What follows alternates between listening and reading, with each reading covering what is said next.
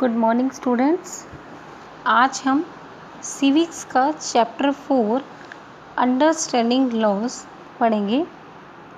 इस चैप्टर में हम पढ़ेंगे कानून क्या है, कानून कैसे बनते हैं, क्या सभी लोगों पर एक जैसा कानून अप्लाई होता है, और क्या एंशिएंट इंडिया में भी कोई कानून था, और था तो क्या सभी के लिए समान था।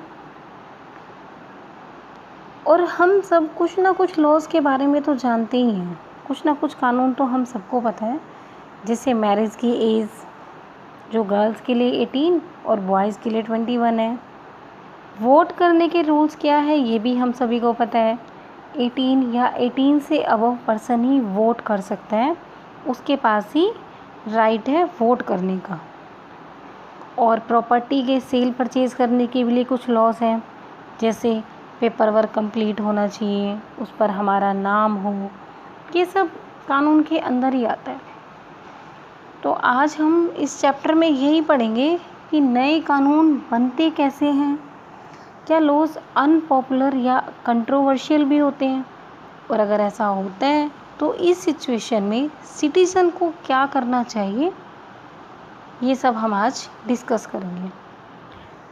तो फर्स्ट क्वेश्चन ये अराइज होता है, do laws apply to all, क्या कानून सभी पर लागू होते हैं। तो इसे डिस्कस करने के लिए एक नीचे वाले बॉक्स में हमें एग्जाम्पल दिया हुआ है, उसे पढ़ेंगे।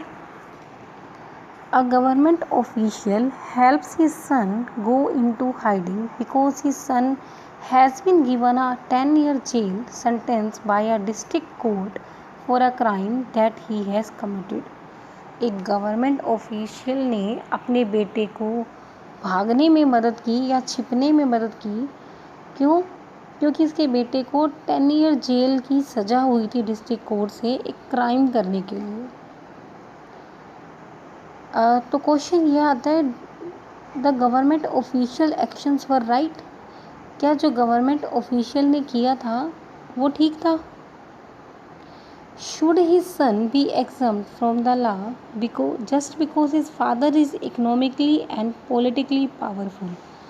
क्या उसके बेटे को सज़ा नहीं देनी चाहिए या माफ़ कर देनी चाहिए क्योंकि जो उसका फादर था वो इकोनॉमिकली यानी कि आर्थिक रूप से एंड पॉलिटिकली यानी कि राजनीतिक रूप से बहुत ही पावरफुल था, शक्तिशाली था। It is a clear case of violation of law, ये एक केस है वो कानून के उल्लंघन का है, क्लियर क्योंकि किसी भी गवर्नमेंट ऑफिशियल को ये अधिकार नहीं है कि वो अपने बेटे को ऐसे छिपा ले।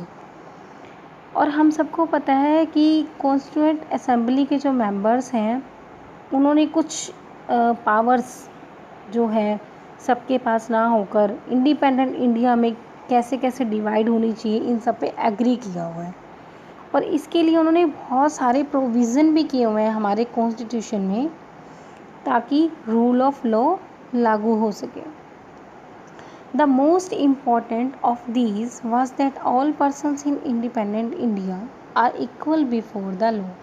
इनमें से जो सबसे इम्पॉर्टेंट है वो ये है कि इंडिपेंडेंट इंडिया यानी कि स्वतंत्र भारत में सभी लोग कानून के सामने एक समान होंगे, इक्वल होंगे, किसी से किसी भी तरह का भेदभाव नहीं होगा। The law can not discriminate between persons on the basis of their religion, caste और जेंडर।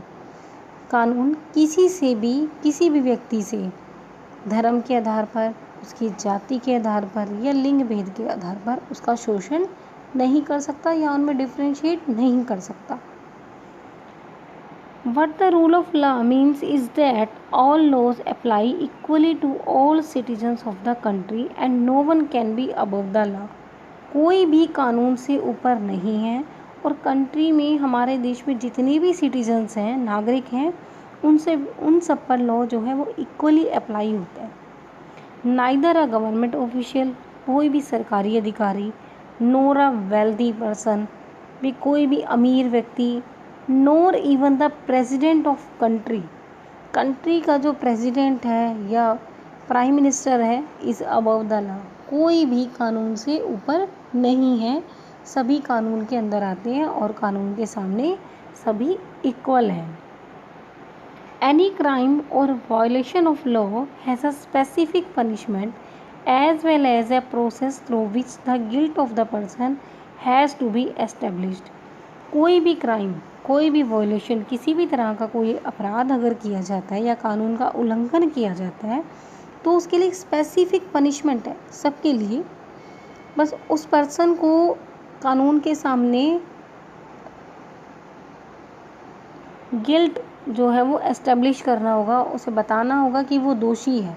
ऐसे नहीं है ना कि अगर हमने पुलिस के सामने जाकर बोल दिया कि इसने मेरे घर में चोरी की है और उसको सज़ा हो जाएगी, ऐसा नहीं है। हमें वो प्रूव भी करना पड़ेगा उस पर्सन पे कि उसने अपराध किया है। But was it always like this? क्या हर बार ऐसा होता है? ये क्वेश्चन भी राइज होता है। Now in ancient India there were innumerable and often overlapping local laws. और एंशियंट इंडिया मीन्स प्राचीन भारत में, या इननमरेबल और ओवरलैपिंग का मीन्स आप समझेंगे एक बार। इननमरेबल का मतलब है बहुत सारी संख्या में, ठीक है, और ओवरलैपिंग का मतलब होता है कि एक ही अपराध के लिए अलग अलग सज़ा हो, अलग अलग प्रोविज़न भी किया हो, उसे बोलते हैं हम ओवरलैपिंग। जैसे चोरी का उदाहरण ले लेते हैं हम कि एक यहाँ चोरी की तो कुछ और सज़ा हुई, किसी और ने चोरी की तो उसे कुछ और सज़ा हुई, इसे बोलते हैं ओवरलैपिंग। यानी कि सिचुएशन के अकॉर्डिंग या उसकी कास्ट के अकॉर्डिंग जो है वो उसको सज़ा सुनाई गई। Different communities enjoy different degrees of autonomy in administrating these laws. Different तरह की, अलग तरह की कम्युनिटी, जाति के लोग हैं, वो कुछ अधिकारों को इंजॉय भी करते थे उस टाइम। सबके लिए तब समान नहीं था। In some cases the punishment that two person receive for the same crime varied depending on their caste backgrounds, with lower caste being more harshly penalised. उस टाइम क्या होता था कि कुछ केसेस में सेम क्राइम के लिए उन्हें अलग अलग सज़ा दी जाती थी, उनके कास्ट बैकग्राउंड के, जाति के आधार पर भी। अगर छोटी जाति का है, लोअर कास्ट का है, तो उसे बहुत बुरी तरह पेनल्टी दी जाती थी। धीरे धीरे इस सिस्टम में चेंज आया, और ये कब आया change? During the colonial period.